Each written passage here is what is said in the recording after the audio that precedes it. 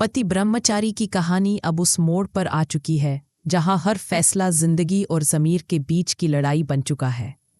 एक तरफ मजबूरी है, दूसरी तरफ साजिश, और ठीक बीच में फंसा है सूरज, जिसने हालात से हार मानने के बजाय हालात को ही मात देने का फैसला कर लिया। कहानी शुरू होती है हॉस्पिटल के एक सन्नाटे भरे वार्ड से। सफ़ेद दीवारें, मशीनों की धीमी आवाज़ और बेड पर लेटा सूरज। उसका पूरा शरीर पट्टियों से जकड़ा हुआ है। हाथ, पैर, गर्दन सब बंधे हुए, सिर्फ उसकी आंखें खुली हैं जो बहुत कुछ कह रही हैं। पास खड़ा डॉक्टर गंभीर लहजे में कहता है, पेशेंट को कंप्लीट बेड रेस्ट चाहिए। स्विट्जरलैंड तो दूर, अब ये आदमी बिस्तर से भी नहीं उठ सकता। डॉक्टर की यह बात सुनते ही बिंदिया के चेहरे का रंग उड़ जाता है। उसके सारे प्लान, सारी उड़ानें एक झटके में जमीन पर गिर जाती हैं। वहीं दूसरी तरफ ईशा की आंखें बंद हो जाती हैं। वह गहरी सांस लेती है, जैसे किसी भारी बोझ से राहत मिली हो। लेकिन यहां तक पहुंचने की कहानी आसान नहीं थी। पिछले एपिसोड में आपने देखा था कि कैसे सूरज अपने मोहल्ले और अपने बाबूजी को बचाने के लिए मजबूरी में बिंदिया के दिए गए एग्रीमेंट पर साइन कर देता है। वही एग्रीमेंट जिसने उसे बिंदिया का बॉडीगार्ड बना दिया।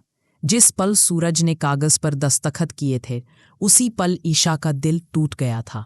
उसे भरोसा ही नहीं हो रहा था कि जिसने जिंदगी भर ब्रह्मचारी रहने का वादा किया, वही सूरज एक कागज के आगे झुक गया। हालांकि बाहर का माहौल बिल्कुल अलग था।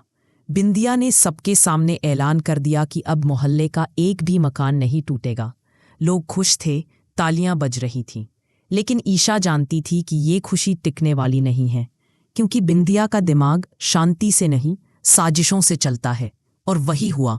अगले ही दिन बिंदिया पूरे रौब में सूरज के सामने खड़ी होती है और कहती है, मैं और गुलाब सिंह जी हनीमून के लिए स्विट्जरलैंड जा रहे हैं और तुम मेरे बॉडीगार्ड हो। तुम भी हमारे साथ चलोगे। ये सुनते ही ईशा का खून खौल उठता है। वह बिना डरे सूरज के सामने आकर साफ कहती है, नहीं सूरज, तुम कहीं नहीं जाओगे, ना स्विट्जरलैंड, ना बिंदिया के साथ और ना ही उसका बॉडीगार्ड बनकर। सूरज अब तीन तरफ से घिर चुका होता है। एक तरफ एग्रीमेंट की जंजीरें, दूसरी तरफ बिंदिया का दबाव और तीसरी तरफ ईशा की आंखों में टूटता हुआ भरोसा। यहीं से सूरज एक ऐसा फैसला लेता है जिसकी किसी ने उम्मीद नहीं की थी। वह समझ जाता है कि अगर वह गया तो सिर्फ एक ट्रिप नहीं होगी, बल्कि उसकी जिंदगी, उसका वादा और उसका ब्रह्मचर्य सब खत्म हो जाएगा। और अगर नहीं गया तो बिंदिया उसे चैन से नहीं छोड़ने वाली। इसी उलझन में सूरज खेल पलट देता है।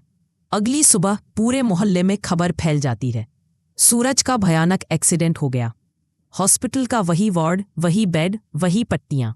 डॉक्टर ड्रामेटिक अंदाज में कहता है, अगर पेशेंट ने जरा सी भी हरकत की तो हालत बिगड़ सकती है। इसे पूरी तरह बेड रेस्ट चाहिए। बिंदिया घबराकर पूछ बैठती है, मतलब स्विट्जरलैंड का प्लान? डॉक्टर बिना किसी भाव के जवाब देता है, कैंसिल। यह एक शब्द बिंदिया के सारे सपनों को तोड़ देता है। लेकिन ईशा उसी पल समझ जाती है कि यह कोई साधारण एक्सीडेंट नहीं है। यह सूरज का मास्टर स्ट्रोक है।